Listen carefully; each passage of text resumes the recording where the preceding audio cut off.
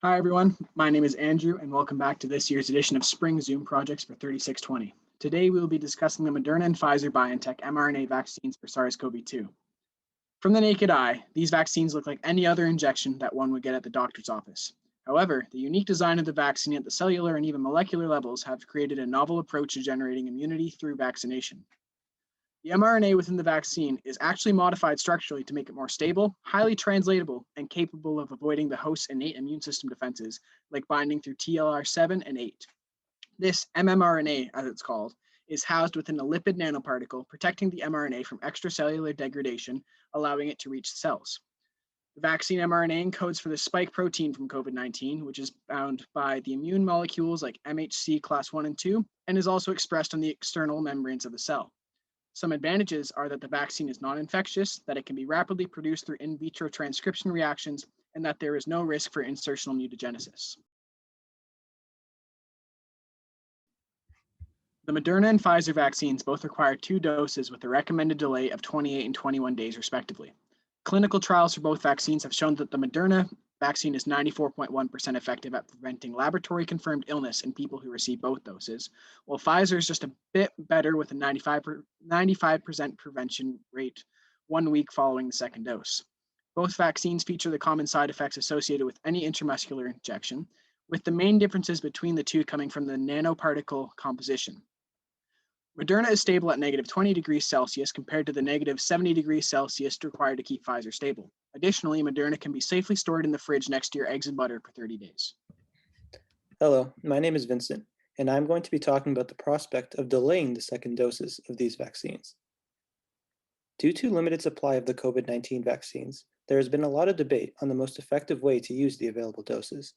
There are 2 approaches being considered. First, we could prioritize giving the first dose of the vaccine to everyone who wants it, delaying the second dose until there are enough vaccines.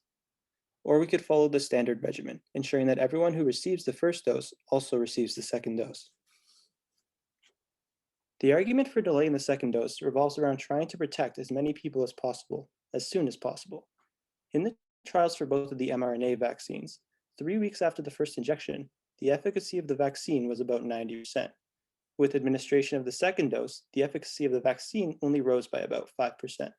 So, since COVID-19 is still killing over 2,000 people per day in the US, many lives could be saved by administering the vaccine to as many people as possible, getting them to that state where they are 90% protected. This is especially true for elderly and immunocompromised individuals, who account for most of the hospitalizations and deaths. In addition, we have recently seen the emergence of several viral variants. For example, B.1.1.7 strain that is about 50% more infectious than the native coronavirus. This strain rapidly became the dominant strain in England, and the presence of such high-risk variants increases the imperative to vaccinate the population, especially people at high risk, more quickly.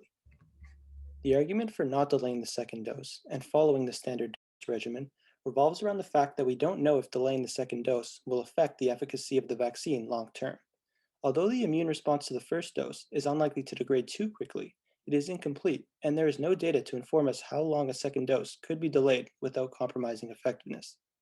We don't even know the duration of immunity produced by the 2-dose regimen, or how dose timing affects immunity, especially in elderly and immunocompromised persons. Delaying a second dose might leave these people inadequately protected in the long term, which could be a serious problem.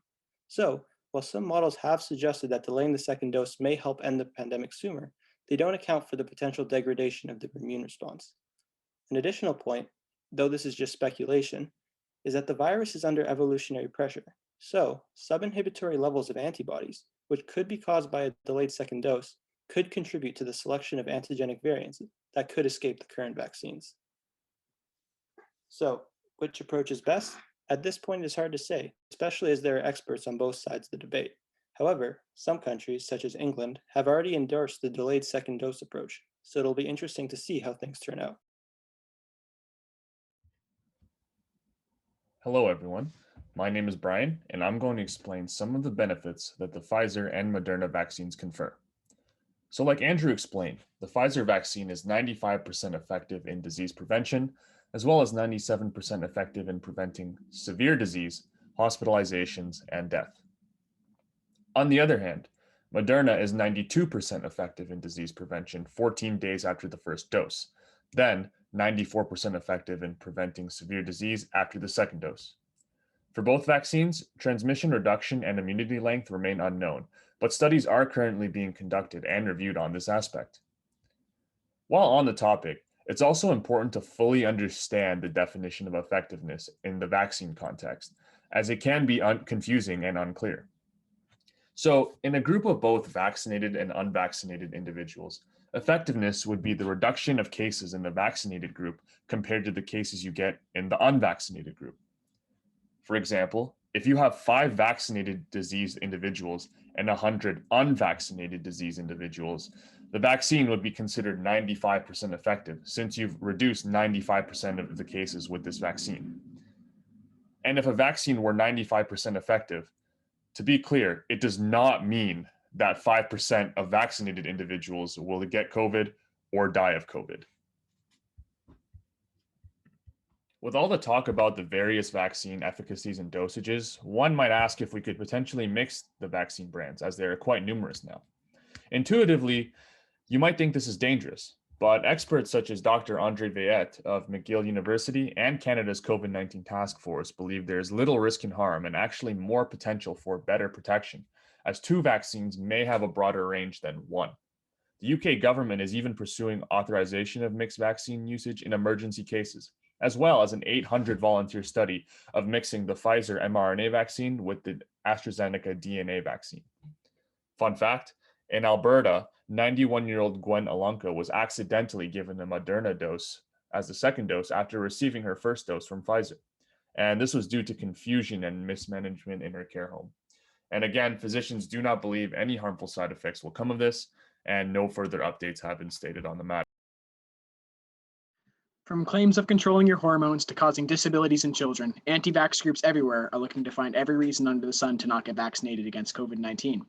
One of the largest conspiracies is that the vaccine contains an RFID chip with GPS capabilities, and that government-mandated vaccination programs will be used to enforce mass distribution of said chip. A group from Italy even claimed to have found the blueprints for said vaccination chip. However, upon closer inspection, one musically trained individual realized that these plans are nothing more than the manipulated circuitry of a Boss Metal Zone guitar foot pedal. Support for this theory is based on manipulated video footage of interviews with tech moguls like Bill Gates, who have heavily sponsored vaccine development programs. Given our current technology, the chip would at least have to be the size of a grain of rice. As such, even the untrained eye would be able to spot this chip coming. Through my own intensive research, I discovered a group of anti-RNA individuals who believe that the mRNA will manipulate their DNA and cause diseases. This is simply a misunderstanding blown out of proportion. DNA vaccines have been shown in the past to randomly integrate into the genome, potentially dysregulating proto-oncogenes leading to cancer. These individuals simply do not understand the differences between DNA and RNA, thus believing that the risks are present for both types of vaccines. This is not the case for the COVID-19 vaccine, as the required cellular machinery to convert RNA to DNA is just not present. The question that everyone is asking is, will these vaccines trigger the end of the pandemic? And our answer is yes, but very slowly. Because in our opinion, a lot of global perception of the pandemic comes directly from the media. So even though the protection duration of these vaccines are lab tested and deemed safe by multiple national health institutions, the media will continue to play on fear-mongering stories that will maintain headlines and skepticism. And while skepticism itself is good, it is often done without any context, such as announcing blood clots supposedly caused by the DNA AstraZeneca vaccines. And this created fear and government cancellations when in reality, these same numbers could be expected of a normal population sample size. With the media trying to milk every story possible for their 10 cents, it is going to take time for the public to fully entrust in the mRNA vaccines, as they will see every horror story that plays out when anyone gets a vaccine. But inevitably, if the supply and availability keep going up, more and more individuals will be protective, which could finally lead to the end of this pandemic, the lockdowns, hospitalizations, and deaths. Thank you.